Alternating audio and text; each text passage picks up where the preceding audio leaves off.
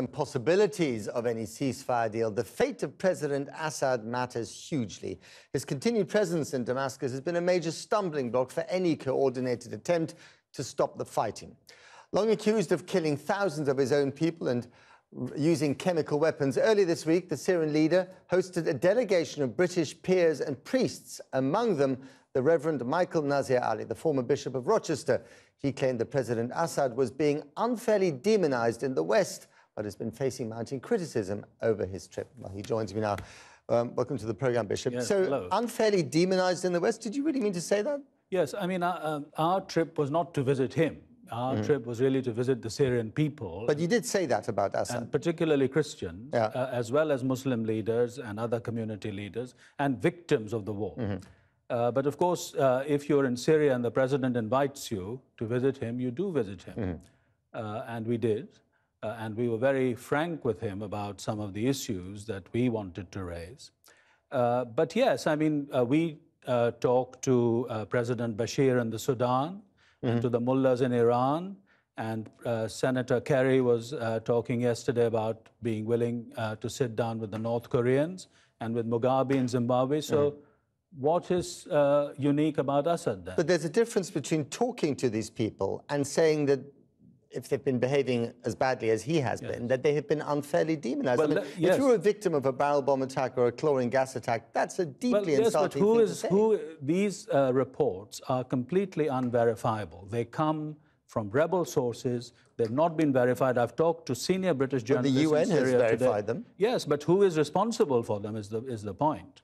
However, I mean, the point is the real mass murderers in Syria are ISIS, the Islamic State, and Jabhat al-Nusra and people who are fighting with them. Are you saying that President Assad is not? No, someone I'm who's not saying, of mass course murder? not. The Syrian Arab Army is fighting a war. I'm sure that many things have happened, and we've raised some of them with him, that are quite unacceptable. But the real mass murderers, not just in Syria, but also in Iraq next door, are ISIS and Jabhat al-Nusra and people like that. No one is denying that, but from the way you put it, it sounds as if you're letting President Assad off the hook. Not at all, not at all. I think he should be held to account. I mean, for example, barrel bombs, if they are causing mass casualties. But they are, we know they are. We asked him about this. Day after day. We asked him about this. We asked him about siege and the supply of goods to people in besieged cities. We asked him about torture in prison. I mean, all of those chemical weapons.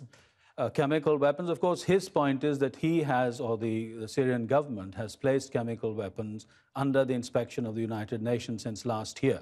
But they're still being used, and we just saw it last week. Who is using them? This is the point. I mean, it may be the government, it may be the rebels, because they also have chemical weapons, and indeed they have captured stocks, which they have captured from the government. So until this is verified, you can't accuse one party or the other. But of course, it needs to be verified. But we saw pictures just today of children being targeted in a marketplace. Yes. I mean, some of them killed, some of them barely survived. I mean, this is mass murder against kids. Let me tell you, the day we left Aleppo, there were 4 suicide attacks, killing scores of people, if not hundreds, by the rebels. Car bombs in Aleppo, in Latakia, in Tartus, and in Damascus.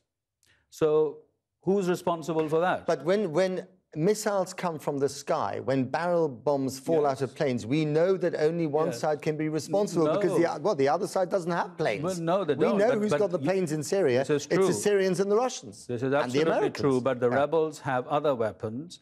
I mean, for example, they are using a particular kind of dirty bomb which is made of gas canisters full of shrapnel and which is fired from something they call a hell cannon.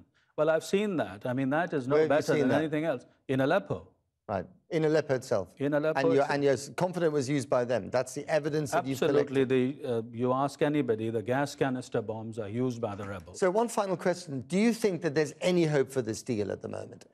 Well, 2 of the rebel factions have already said they are not going to play ball with it, the Free Syrian Army and Nuruddin Zenki.